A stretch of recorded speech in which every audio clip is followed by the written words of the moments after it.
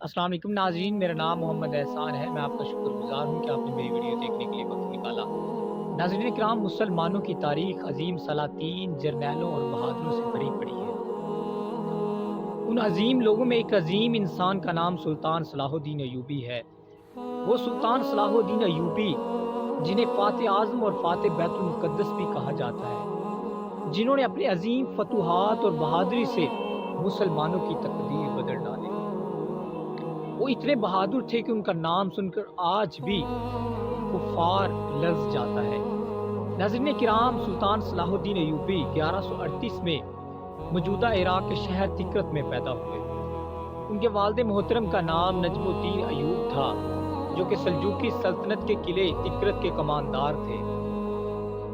उस वक़्त सलीबी फ़लस्तीन, बैतुल मुक़द्दस और मुसलमानों पर काबिज़ थे। मुसलमानों पर तरह तरह के मुज़ालिम ढा रहे थे। नाज़रीन इकराम, हुआ कुछ यूँ कि एक नौजवान जिसका नाम अमादुद्दीन ज़ंगी था, वो मुसलमानों को आज़ादी दिलवाने के लिए और मुसलमानों की तकदीर बदलने के लिए कभी मशरिक लड़ता तो कभी मगरिब लड़ता, कभी दिन को लड़ता तो कभी रात को लड़ता। वो मुसलमानों की आज़ादी के लिए अपनी जान कुर्बान करने तक को तैयार था। उसने अपनी पूरी ज़िंदगी मुसलमानों की आज़ादी के लिए लड़ते हुए, जंग के मैदानों में लड़ते हुए गुजार दी। नाज़रीन किराम, अमादुद्दीन ज़ंगी एक दफ़ा तिकरत किले के पास अपने दुश्मनों के साथ लड़ रहा था कि उन्हें अपनी शिकस्त का खदशा हुआ। चूँकि दुश्मन की तादाद बहुत ज़्यादा थी और अमादुद्दीन ज़ंगी के फ़ौजियों की तादाद बहुत कम थी, लिहाजा उन्होंने अपने फ़ौजियों को हुक्म दिया कि पीछे हट जाएं, हम पीछे हटेंगे। वो अमादुद्दीन ज़ंगी नजमुद्दीन अय्यूब के पास आए, तिकरत किले में आए और उनसे मदद और पनाह की दरख्वास्त की। नजमुद्दीन अय्यूब ने ये जानते हुए भी उन्हें अपने किले में पनाह दी कि अमादुद्दीन ज़ंगी सल्जूकी सुल्तान का सियासी दुश्मन है। उन्हें नजमुद्दीन अय्यूब ने रातों रात कश्तियों में सवार किया और एक महफूज मुकाम पर पहुंचा दिया। नाज़रीन किराम, अमादुद्दीन ज़ंगी नजमुद्दीन अय्यूब से बहुत खुश हुआ, उसका शुक्रिया अदा किया और कहा कि मुनासिब वक्त आने पर तेरे एहसान का बदला ज़रूर चुका दिया जाएगा। जब ये खबर सल्जूकी सुल्तान को मिली, उसने फौरी तौर पर नजमुद्दीन अय्यूब को एक ख़त लिखा और उसमें लिखा था कि तुम्हें तिकरत किले की कमानदारी से बर्खास्त किया जाता है और ये मेरा हुक्म है कि तुम तिकरत शहर छोड़ दो, तुम आज ही तिकरत शहर छोड़ दो। जब ये खबर नजमुद्दीन अय्यूब ने सुनी, पढ़ी, तो वो बहुत गमज़दा हुआ और बहुत परेशान हुआ और गुस्से से लाल पीला हो गया। उसी वक्त नजमुद्दीन अय्यूब का भाई असदुद्दीन शेरको उनके पास आए और उन्हें ये खुशखबरी सुनाई कि भाईजान खुश हो जाइए, अल्लाह ने तुम्हें एक बहुत ही खूबसूरत बेटा अता किया है। लेकिन इस बात का नजमुद्दीन अय्यूब पर कोई असर नहीं हुआ और फरमाया, मेरे लिए बहुत ही मनहूस वाक़या है कि आज मेरे बेटे की पैदाइश हुई है और आज ही मुझे तिकरत के किले की कमानदारी से बर्खास्त कर दिया गया है। भाई असदुद्दीन शेरको ने कहा, भाईजान सब्र कीजिए और अल्लाह का शुक्र अदा कीजिए कि उसने हमें एक बहुत ही खूबसूरत बेटा अता किया है। लेकिन इस बात का नजमुद्दीन अय्यूब पर कोई असर नहीं हुआ, लिहाजा असदुद्दीन शेरको खुद ही अपने भतीजे के पास गए, उसके कान में अजान दी और उसका नाम यूसुफ बिन अय्यूब रखा, जिन्हें आज कायनात सुल्तान सलाहुद्दीन अय्यूबी के नाम से जानती है। नाज़रीन किराम, नजमुद्दीन अय्यूब ने असदुद्दीन शेरको से कहा कि हमें किले की कमानदारी से भी बर्खास्त कर दिया गया है और हमें शहर छोड़ने का भी कहा गया है, तो अब हम क्या करेंगे। लिहाजा नजमुद्दीन अय्यूब ने अपने भाई असदुद्दीन शेरको को अमादुद्दीन ज़ंगी के पास भेजा और उन्हें सारा वाक़या बताया। अमादुद्दीन ज़ंगी ने फौरी तौर पर नजमुद्दीन अय्यूब को कहा कि तुम मेरे पास ہجرت کر کے چلے آؤ، اپنے خاندان کو میرے پاس لے آؤ، تمہارے احسان کا بدلہ آج چکا دیا جائے گا۔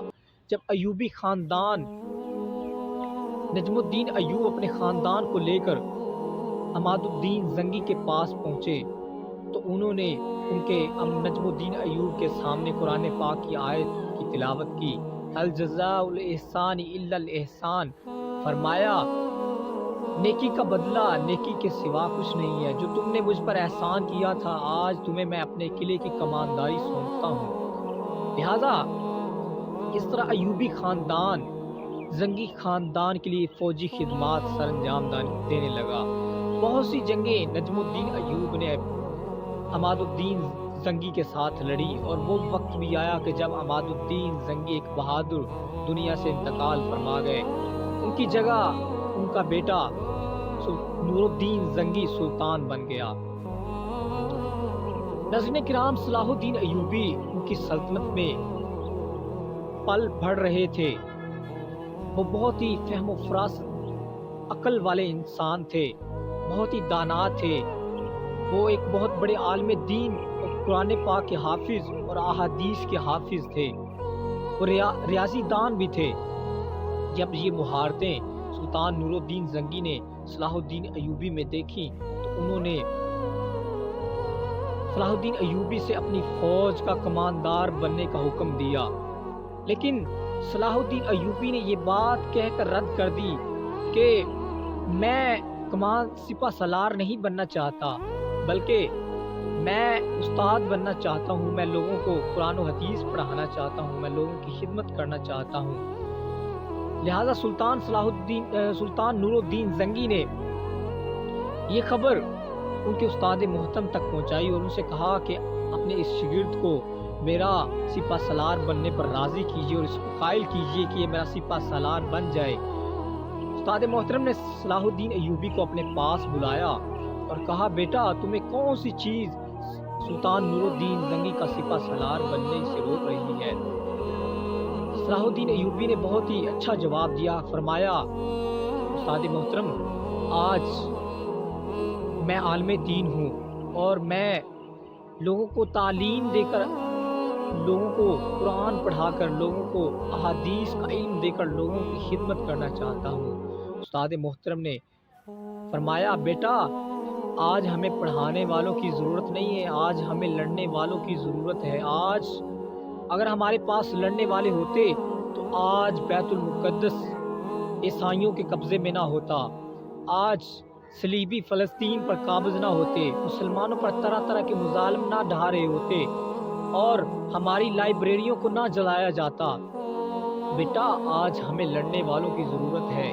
جب صلاح الدین ایوبی نے یہ بات سنی تو ان کے سینے میں انتقام کی آگ بھڑک اٹھی اور فوری طور پر سلطان نور الدین زنگی کی فوج میں شامل ہونے کا ارادہ کر لیا، اور اس طرح وہ سلطان نور الدین زنگی کی فوج کے سپہ سالار بن گئے۔ ناظرین کرام، صلاح الدین ایوبی نے بہت سی جنگیں سلطان نور الدین زنگی کے ساتھ لڑی اور بہت سے علاقے فتح کیے۔ سلطان نور الدین زنگی بھی دنیا سے انتقال فرما گئے، اب سلطان صلاح الدین ایوبی کو بنا دیا گیا۔ صلاح الدین ایوبی نے بہت سے علاقے فتح کیے، شام، لبنان اور موصل جیسے علاقے فتح کیے اور ان کو اپنی سلطنت میں شامل کر لیا۔ ناظرین کرام، 1186 میں صلیبی جنرل رینالڈ نے رسول اللہ صلی اللہ علیہ وسلم کے پیارے شہر مدینہ منورہ پر حملہ کرنے کی جسارت کی، اور اس نے اپنا بہت بڑا لشکر ساتھ لیا اور وہ مسلمانوں کے پیارے شہر مدینہ منورہ پر حملہ کرنے کی غرض سے روانہ ہوا۔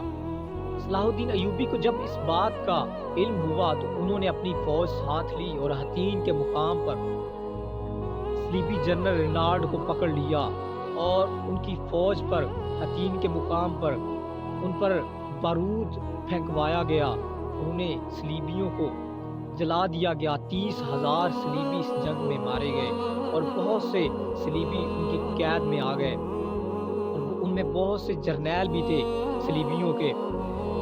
सलीबी जर्नैल रिनार्ड जो कि गुस्ताखे रसूल था, आपने फरमाया, सलाहुद्दीन अय्यूबी ने फरमाया, आज सबको माफ़ी है, सब चले जाओ, लेकिन आज रिनार्ड को कोई माफ़ी नहीं दी जाएगी, क्योंकि इसने मेरे नबी की गुस्ताखी की है, इसने मदीना मुनव्वरा पर हमला करने की हिम्मत की है। आज इसे माफ़ नहीं किया जाएगा, बल्कि अपने हाथों से उसका सर कलम कर दिया। नाज़रीन किराम, सलाहुद्दीन अय्यूबी ने 1187 में बैतुल मुक़द्दस फ़तह किया। अपनी अज़ीमुल शान लश्कर के साथ एक बहुत बड़ी ताकत का मुकाबला किया और बैतुल मुक़द्दस फ़तह किया। आपने बहुत से सलीबी जर्नैलों को गिरफ्तार कर लिया। उनमें एक सलीबी जर्नैल बुरनस भी था, जो रसूलुल्लाह सल्लल्लाहु अलैहि वसल्लम की गुस्ताखियाँ करता था और कहता था, बुलाओ अपने मोहम्मद को तो तुम्हारी आकर मदद करें। सलाहुद्दीन अय्यूबी ने फरमाया, आज मैं फतह मक्का वाली रसूलुल्लाह सल्लल्लाहु अलैहि वसल्लम की सुन्नत अपनाऊंगा और आज सबको माफ़ी है, लेकिन बुरनस को माफ़ नहीं किया जाएगा, क्योंकि इसने मेरे नबी की गुस्ताखी की है। इसके लिए आज कोई अमान नहीं है, इसका सर मैं अभी ही कलम करूंगा। लिहाजा सलाहुद्दीन अय्यूबी ने अपनी तलवार से उसका सर तन से जुदा कर दिया और अपने कदमों में फेंका। फरमाया, तू कहता था कि बुलाओ अपने मोहम्मद को, बुलाओ अपने नबी को। फरमाया, आज देख, ये तू मेरे कदमों में पड़ा हुआ है। नाज़रीन किराम, आज देखें, लोग रसूलुल्लाह सल्लल्लाहु अलैहि वसल्लम की गुस्ताखियाँ करते हैं, कुरान पाक की बेहुरमती की जाती है, लेकिन हमारे हुक्मरान ऐसी अजीब कौम है कि वो जो एहतजाज करते हैं मुसलमान गुस्ताखे रसूल के ख़िलाफ़, उनकी मज़म्मत करते हैं, और जो गुस्ताखे रसूल होता है उसकी बिल्कुल भी मज़म्मत नहीं करते और उनका साथ देते हैं, भागने में उनका साथ देते हैं, उनको भगा देते हैं। नाज़रीन किराम, सलाहुद्दीन अय्यूबी ने फरमाया, जो हाकिम अपनी कौम की हिफाजत को तरजीह देने की बजाय अपनी हिफाजत को तरजीह दे, वो हाकिम कौम की खिदमत के काबिल नहीं रहता। आज देखिए, हमारे हुक्मरान 800 कनाल के मोहल्ला अजीमुल शान मोहल्लात में रहते हैं, उनको बहुत महंगी 3 गाड़ियाँ दी जाती हैं जो कि अवाम के पैसे की हैं और अवाम के टैक्स की हैं। गरीब अवाम के जो पसीना बहाकर अवाम टैक्स देती है, उनके पैसे से इनको तरह तरह की गाड़ियाँ दी जाती हैं और तरह तरह के इनको सहूलियात दी जाती हैं। नाज़रीन किराम,